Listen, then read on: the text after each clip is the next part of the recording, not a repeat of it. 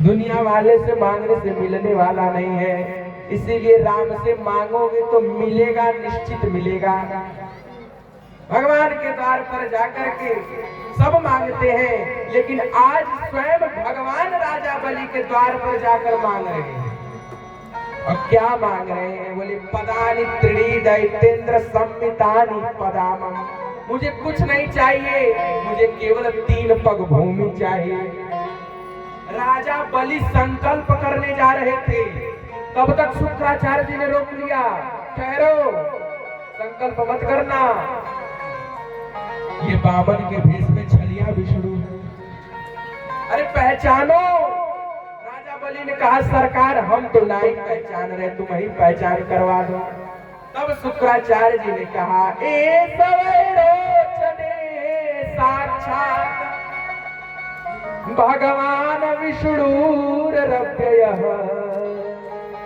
कश्यपाददितिर जातो देवानां कार्य साधकः।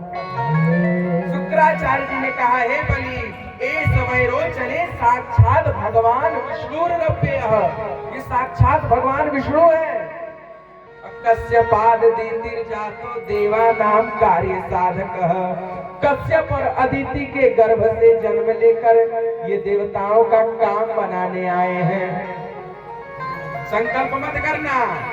राजा बलि ने कहा प्रभु यदि ये भगवान है तब तो मेरा और फायदा होगा। क्या? जिनके द्वार पर सब मांगने जाते हैं वो साक्षात लक्ष्मी के पति विष्णु मेरे द्वार पर मांगने आए हैं। मुझ जैसा वैभववान और यशमान पुरुष कौन है? यदि भगवान को मांगता देख यदि मैं न दूं तो मुझ जैसा दरिद्र कोई नहीं है। देखिए महाराज जी, 2 शब्द होता है, एक होता है गरीबी, एक होता है दरिद्रता। गरीबी और दरिद्रता में फर्क है।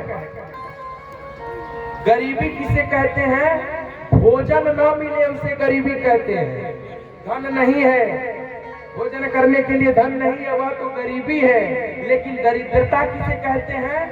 धन भरा पड़ा है लेकिन संतोष का अभाव है, ऐसे पुरुष को दरिद्र बोलते हैं। धन है, संतोष नहीं है, वह दरिद्र है। और नहीं दरिद्र सम दुख जग माही, दरिद्रता के समान कोई दुख नहीं है। राजा बलि ने एक केतली जैसा होता है, केतली जैसा आपने देखा होगा, कमंडल में ऐसे पाइप लगा होता है जल निकासी द्वारा, उसी से संकल्प करने जा रहे थे। तो शुक्राचार्य जी बहुत सूक्ष्म रूप धारण करके केतली के पाइप में जाकर के जल प्रवाह को रोक लिए। बहुत छोटा सा रूप बना करके, अब जल गिरे न जल गिरेगा न संकल्प होगा। भगवान ने कहा अभी राजा बलि लगता है कोई कीड़ा पतिंगा घुस गया है। भगवान ने कूस लिया और ज्यों कोचा शुक्राचार्य जी का दाहिना आंख बह गया। बोल बाके बिहारी लाल। भगवान कहना चाहते हैं देखो जो दान नहीं करता है उसकी हम आंखें फोड़ देते हैं, जो दान करने से रोकता है उसकी हम आंखें फोड़ देते हैं। इसीलिए मैया जी आप लोग दान करने में संकोच मत करो। बोल बाके बिहारी लाल की जय। इस प्रकार से जल लेकर के बलि राजा ने संकल्प किया और भगवान को 3 पग भूमि दान देने का संकल्प दे दिया। अब भगवान ने पहले ही चरण में सारे पाताल को नाप लिया, दूसरे चरण में स्वर्ग को नाप लिया, रसातल महातल तलातल सतलोक भुवन लोक सारे लोकों को नाप लिया। अब भगवान ने कहा बताओ तीसरा पैर कहाँ रखे? तीसरा पैर कहाँ रखे?